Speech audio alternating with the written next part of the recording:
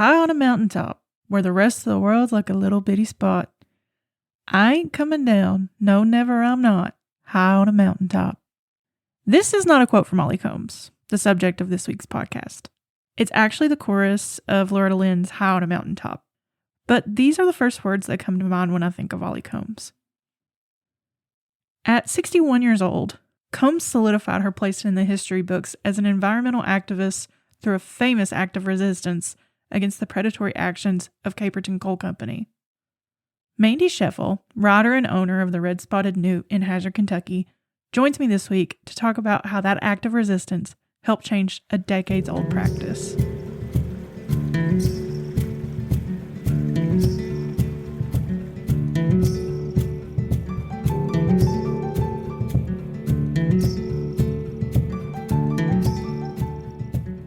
I know bits and pieces of her story, so I'm really excited for you to sort of talk a little bit about her. You're both Knott County girls. And I think that's one of the reasons why I chose her. And, there's this iconic image of her that's synonymous with strip mining. And so that's an image that I saw growing up.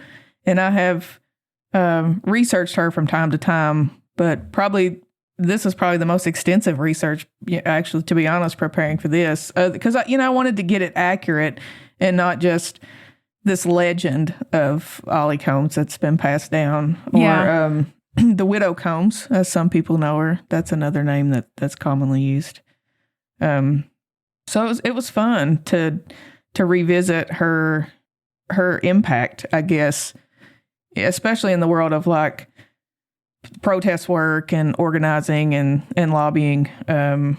She was really a front runner of a whole lot of that. I don't think you can talk about her without talking about broad form deeds. How would you explain the broad form deed to somebody that's never heard those terms before? Yeah, well, that's funny you say that, because that was exactly, so I had this, all my notes were laid out of like the life of Ollie Combs, and then I thought, the broad form deed for us here in Eastern Kentucky is just, or at least I grew up with it, just a part of the lexicon in my home growing up. The number of times that my grandfather said broad form deed in a week when it was not even necessary, the broad form deed got him.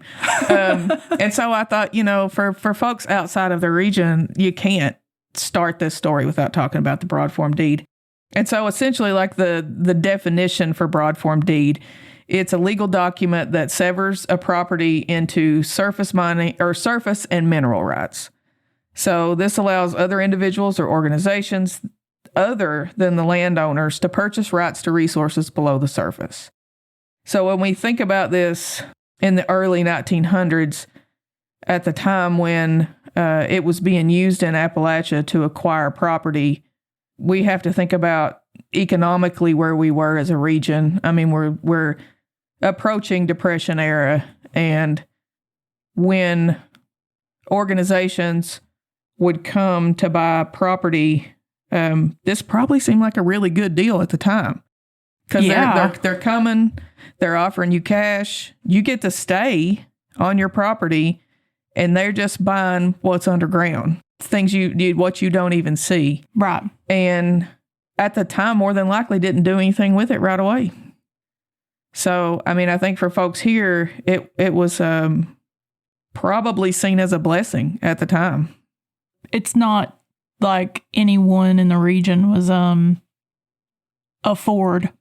Henry Ford or anything like that, or swimming in money, swimming in cash. So when you have someone saying, offer you this much money for the mineral rights of your property, yeah. When we focus on the history of Appalachia now, most people I talk to think about coal mining and the coal industry and the history of the coal industry. But before the coal industry was huge, people were using the land to farm. Yeah. And it was hard, but it was still used in that way.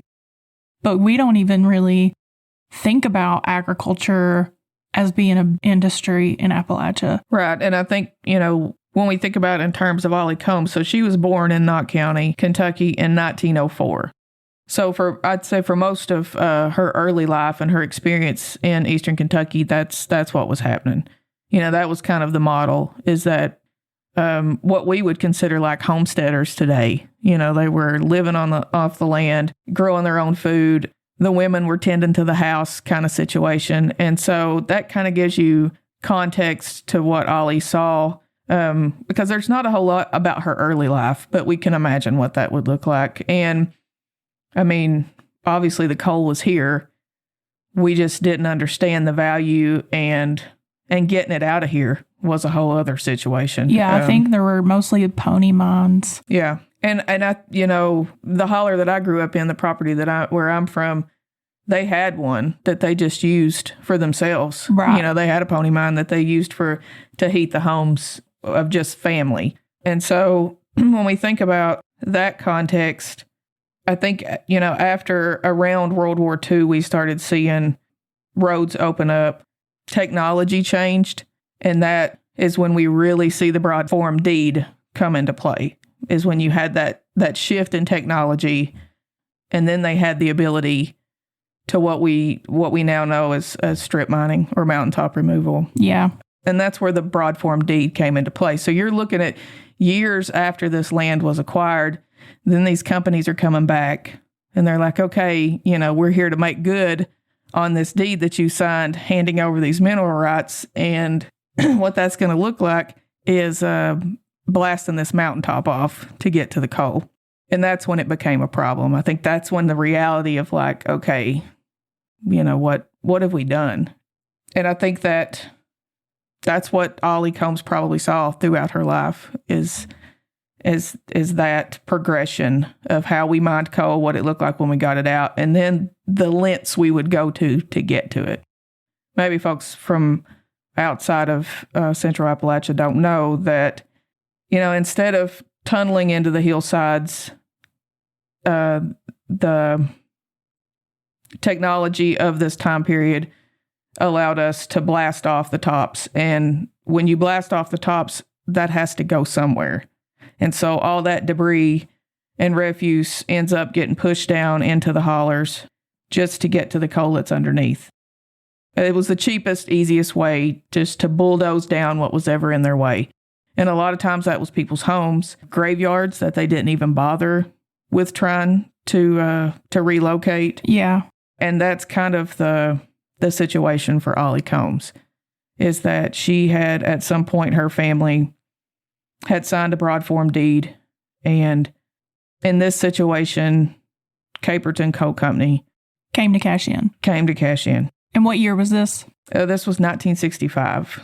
In March of 65, she had buried her husband. And I think that's why she kind of gets the name Widow Combs at this point. She had a paralyzed son that she was a full-time caregiver for. He was paralyzed in an automobile accident. And so by November of that year, the bulldozers arrive. They're ready to tear up her farm to get to the coal. And earlier in that year, Leroy Martin had unsuccessfully sued a coal company in this same type of situation. So I think for her, she felt like she didn't see the point in doing that. She knew it didn't do any good. And I think historically that's been the case, that people get really frustrated and just beaten down by the coal industry because it's hard to battle an industry that's that lucrative. Yeah, especially when they think outside of here, it's like that industry is doing so much for people. I think that's sort of how people outside of Central Appalachia think of the coal industry. Maybe not at this point, but at this time in the 60s. How else are people going to make money? Even before this time period, to think that, and this is an example I go back to all the time when I talk about Central Appalachia, is that we fueled the Industrial Revolution. We are the reason why this country is where it is today, in large part to that, exponential growth that happened during the Industrial Revolution. And it was built on the backs and at the expense of people here. And even though we were that critical to the growth of the United States, we were a place that was essentially forgotten. We were disposable. The people here were disposable. The land was disposable. And so I think it shifted how not only outsiders perceived us, but how we perceived ourselves. And it all started with this extractive industry. Yeah. That's an aside that I really like to get on, but it frustrates me though, because I think that's the history that people don't understand when they speak about people from Appalachia, that we're lazy, that we're all the things. On this too, I think about how many people from Central Appalachia fought in World War II and helped win the war. How many people still fight in wars for this country? Sure. We might have one of the highest percentages of people joining the military in any region of the country. I remember in high school they were recruiting for that. That's another soapbox I like to get on. Yeah, it felt like a ticket out of poverty. Yes. Also, understanding the complicated relationship with the coal industry. My father worked in the coal industry. My grandpa drove a train. He was an engineer on the railroad, the L&N. And so there's this history of this is the hand that feeds you. So that makes the relationship really complicated. And we can see the damage that it's doing and the lasting impacts that it's going to have. But also, this is a good wage. And this is really our only option to support our families. And so I think that's hard to reconcile sometimes. It is really hard to reconcile that, because when we say coal was a mono economy, I think of it just touching every industry. Hospitals were built often by coal companies. That was the reason some of the hospitals that still exist were even built. Yeah. Was to serve people that worked for the coal company. But I think Ollie Combs was sort of a leader in thinking about how do we protect our land from this industry. And what a complete disgrace the broad form deed was, and really the beginnings, calculated beginnings of what was this, just really extractive industry. Going back to her story, it's November and the coal company has come, bulldozers ready to go. On November 21st of 1965, she sat down in front of these bulldozers and refused to move. 2 of her sons were with her. And I don't know, there's one photograph that's really good that came out of the Courier Journal that shows her kids, because I don't think her sons aren't talked about during this time because of that iconic photo of her getting carried off. So the company obtained a restraining order from the judge. The next day, she did the same thing. That didn't slow her down. They're arguing, they're pleading, and the representatives from the coal company basically just came in and were like, all right, we're going to have to arrest you for trespassing. And she basically just goes limp and makes her physically dead weight. Yeah, because they're carrying her off. Yeah. So she did not go willingly. She did not go willingly. And it makes me, I just love to have a conversation with her. It makes me want to meet her every time I see that, because I'm like, she's a badass. And and just so grateful for, understanding now how hard this had to be to do this. This is a big deal. And I think now, because we've seen so many times where we have had to stand up for what we believe in, and there are other examples of protest, especially for the coal industry. But to think of how scary this must have been, and how, just desperate she had to be like, no, I'm just going to lay here and you can arrest me. So they come. From what I read, it says that she at first cooperated with the police for a period of time, and then she just became dead weight. And her quote is she just wanted to see how heavy she could be to make them carry her out of there. I love that. It's just like the stubbornness, which is a quality I find myself having. And it's not stubbornness to change, but it's, I'm going to make you fight for me to comply with this. Yes. Yeah. I'm not just giving myself up to authority willy-nilly. Yeah. And she's also, you think she's in her 60s at this point. So, and the image is, it's a couple of state police, and she's bundled up in a coat. She's got a headscarf on, and they've got one guy's under her arms and the other's at her feet. And it takes 2 of them to get her out of there, because she just became dead weight. And that's such a funny thought to me. She's in her 60s. You could kind of, if you've seen this picture or just seen pictures of her, she looks like she would not weigh that much. No. You think one man could just pick her up? No, she's just somebody's little old mamaw. I mean, she just... Yeah, she just looks like a sweet old lady that you want to you definitely want to eat her cooking or something. Yeah. And for her to go so dead weight that it takes 2 Kentucky State Troopers to pull her off that mountain. That's what I'm talking about. And every time I see it, I'm like, hell yeah, she did. The stubbornness is great. I don't want to think of stubborn as a bad term. No. I think the stubbornness is a positive in this situation, and I love it. And so this picture, this photograph is one of probably the first examples nationally of this happening and people protesting the coal industry, because it was national. So not only was she arrested, but her sons were arrested also. And when they were at their hearing, she told the judge, she said, I didn't want them to come. I didn't want to see my home ruined. It's all I've got left.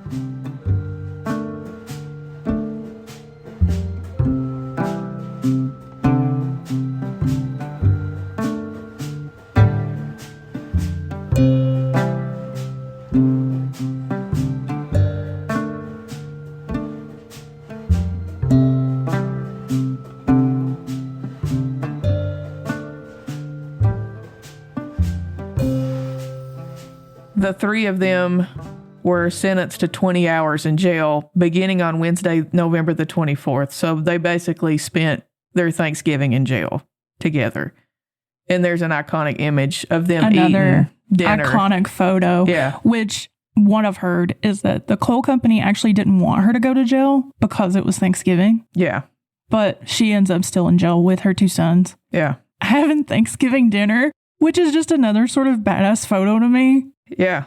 And I think it was because she was older and frail. They knew if a photo like this got out, I think that people are not going to think that the coal company is in the right here.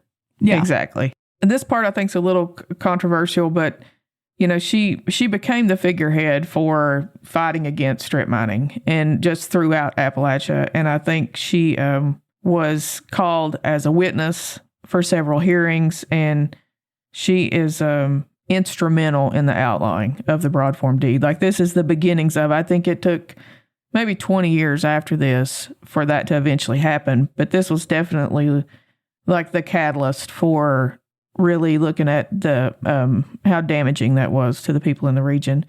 But she eventually did settle with the coal industry, and I think that sometimes is viewed as a black eye on this story.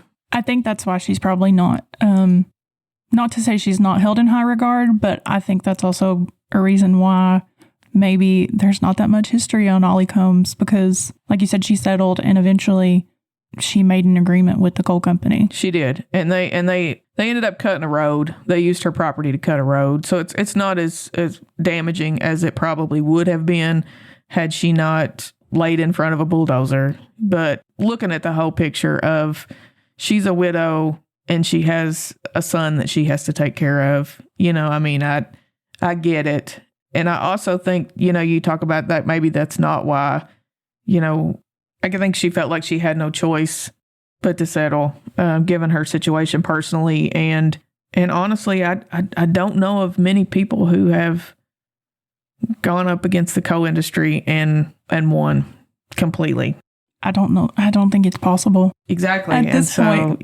So when I read that part of her story, I'm like, well, take them for what you can get, I guess. We live in a world of absolutes. I'm not a fan of that, personally. There's so much nuance in these stories. But like I said, I think that's a huge reason that she's not remembered as maybe starting the fight against the broad form deed. Yeah. At that age, you have a disabled son that you're trying to take care of. You have kids. Your husband's just died. You're backed into a corner. Absolutely. And that doesn't take away from anything else that she did, in my opinion. She's one of my favorites when you think about the protest and resistance. When I think about resistance in Appalachia, her name was one of the first that comes to mind for me. And I think she is my favorite example. When I think about resistance, when I think about the tradition of resistance in Appalachia, she's one of my favorite examples. Just that grit and determination. I don't know that there is a more iconic image when you think about mountaintop removal than her getting carried away. Her protest reminds me of some more modern protests that we've seen. Yeah. In the last, 15 years? Yeah. Maybe 10, 15 years. You know, I thought of most recently the Black Jewel miners in Harlan County who blocked the coal trains after their payroll checks bounced. And they, one, wanted them to keep working. Two, wanted to take millions of dollars of coal out of there without paying their employees. Like, where else in the country do you get away with that? And it's just a series of events like that. And it's a modern day version. So they all camp out on the tracks. They decide to get together and camp out on the tracks and prevent them from hauling out the coal that they mined that they didn't get paid for. Yeah. There's so many sort of iconic interviews from that. But I remember seeing one of a man who was like, basically he said, if the CEO wants to come down here and fight me, bring it on. Yeah. And I'm just like, that is Ollie Combs. Yeah. The ghost of Ollie Combs was that overtook his body. Yeah. Well, and I mean, that's unfortunately, I think that's how you have to approach it, because they just don't. That's about as peaceful as it can get, I think, in this area, without starting a mine war, which that's a whole nother podcast. That's a whole other episode. Yeah. Also, too, I think of the Mountain Valley Pipeline protest, where people camped out so the company could not prepare the land to build the pipeline. Yeah. And that happened for, I can't remember how many days, but it was hundreds of days. Yeah. Maybe a year, maybe over a year. And you think about how passionate you have to be about something. Same situation with the Black Jewel miners. I don't know how many days that was either, but to go day in and day out and stand your ground and to have that much fight in you. Also, the Black Jewel miners, while they're protesting, are not getting paid. Yeah. They are not getting paid, which they weren't getting paid, which is why they started the protest to begin with. But I think that whole saga was like at least a summer. That whole protest was at least a summer. And what gives me some kind of hope for the region and how we can band together in a region that is sometimes strongly divided is to see who shows up in situations like that, where you have folks bringing them food. The local Honeys, I think, played for them while they were there. So shout out to the Honeys. I love them. But the way we band together in situations where, it feels like an us against them, that we seem to come together. Similar to when natural disaster hits, I think the political lines dissolve. Yeah. And it doesn't matter how you vote, what you think, anything like that. You know what's wrong. I think about the fact that Bernie Sanders was there. Yeah. Do you think any of them, some of them may have voted for Bernie Sanders, but not the majority? It's not likely. It's not likely that the majority. It's not likely. Yeah, and it is really similar to when I think about the flooding of 22. That's one of the things that stick out for me most in my mind is the way that all those lines were dissolved, and we just took care of each other. Yeah, it didn't matter because the government is not going to come save you. No, they're not. Nobody that you voted for will come and save you. No. And this is going on a whole other podcast. But. Right, they will not come save you. This big industry is not going to come save you. To that, though, I feel like when these things happen, we make connections. And the first time we ever met, I came to bring you just cash. Remember? I do remember. Yes, and I've talked about that more than once. That was a very pivotal moment for me during that time because I'm in recovery. I'm going to tell you this: when you're an addict. When you're in active addiction and using, people don't hand you envelopes of cash and trust that you're going to do the right thing with it. Like, that does not happen. And so we were connected through a mutual friend in Kentuckians for the Commonwealth, I think, if I'm getting that right. And we met, and it was just like, hey, here's some money. Go give it to the people who are most in need in your county. And so I get to the car, and I'm just, I have a complete breakdown. Now, granted, at this point, I hadn't used in 18 years. I'd been in recovery for a really long time, but there's still that part of me that carries that guilt and shame. And so I was like, oh my God, somebody's going to trust me to take this money and do the right thing with it, And so that bond was formed then, and we've been friends since, When there's sort of an outside force that you can't control and it's hurting the people, or the people in your community are hurt, all the barriers go down, and also you form these great connections. And I just feel like in the spirit of Ollie Combs, maybe that's how we forged a bond a little bit, Yeah, I think so. And I've often wondered if other parts of the country are like that, or if it's a Eastern Kentucky thing, an Appalachian thing, because we've had to, we have a whole history of having to take care of each other and being so firmly rooted in place, and not only caring deeply about each other, but about the land, about the natural world here that we're in.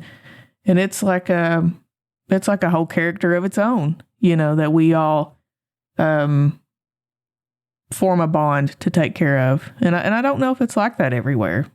I don't either. And because I also don't know that when I think about the region, I don't know that there is anyone that I know from Eastern Kentucky that has not been affected by the coal industry.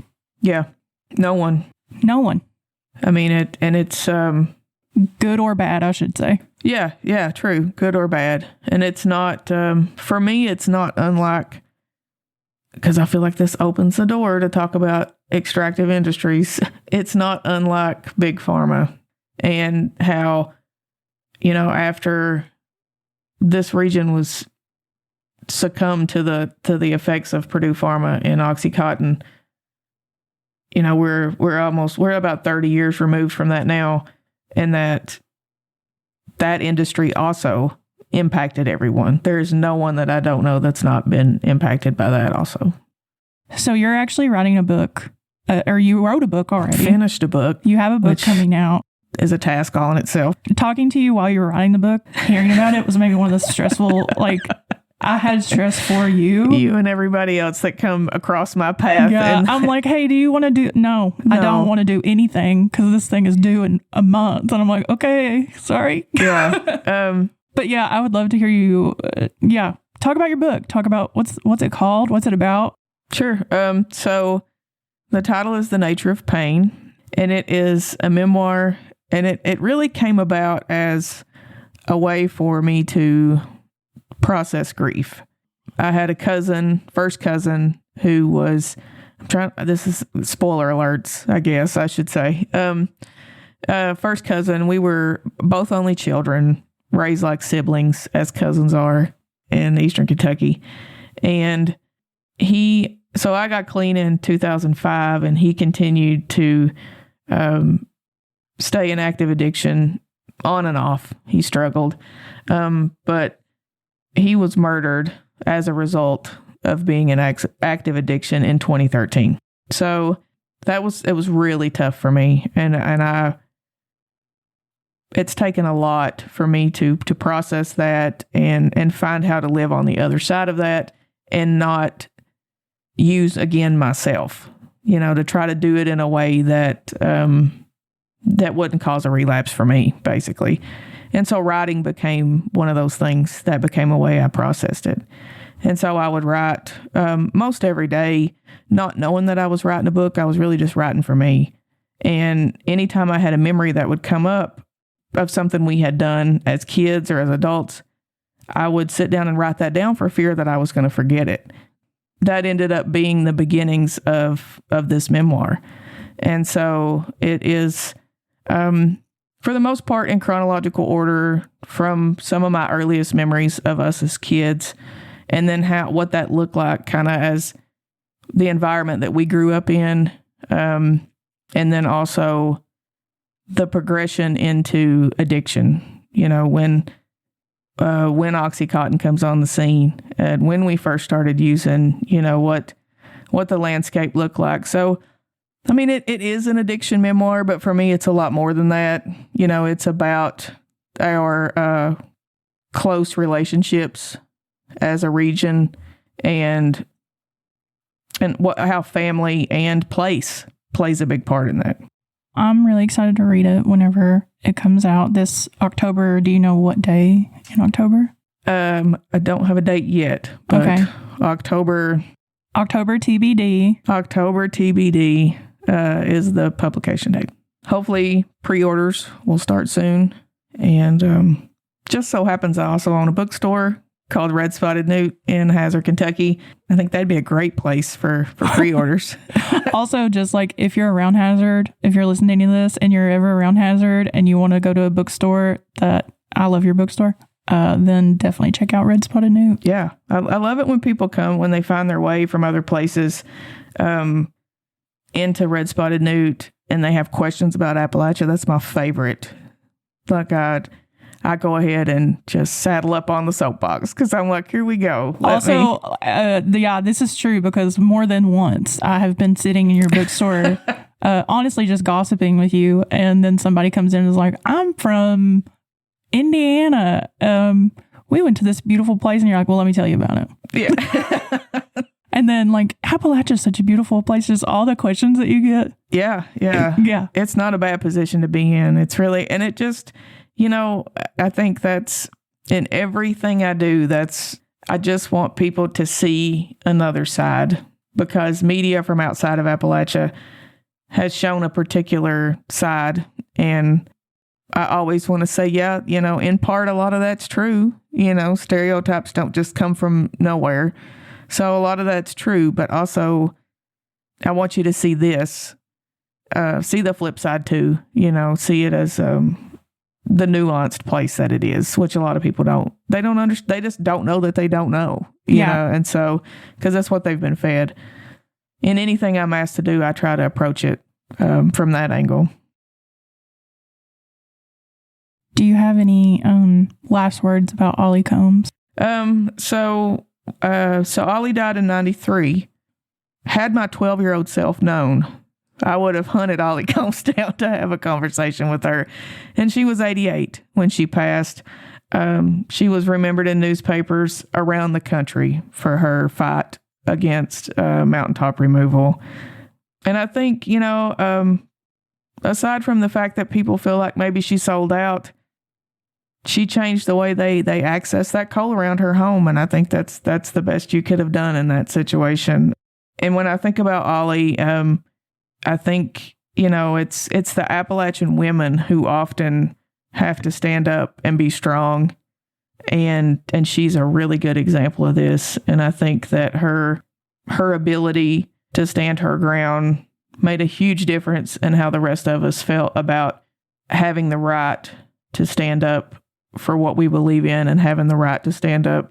And, eventually the broad form deed was overturned. And so, no matter wealth or age or gender, that, we have the ability to stand up and fight back. And I think she's a really good example of that. Mandy's book will be available for pre-order soon. Check out Red Spotted Newt if you're ever around Hazard, Kentucky. And you can follow them on Instagram or Facebook for updates. That's Red Spotted Newt, READ. Thank you so much for listening. This podcast is produced and edited by me, Jessica Miles. Our artwork is created by Hayden Miles, and our theme music is produced by Kenny and Hayden Miles. If you'd like to support the show, you can find me on Patreon at patreon.com/Mountain Laurels Podcast. You can also follow the show on Instagram and Bluesky. We have stickers. If you're into stickers, let me know. DM me and I can try to get you a sticker. Tune in next week.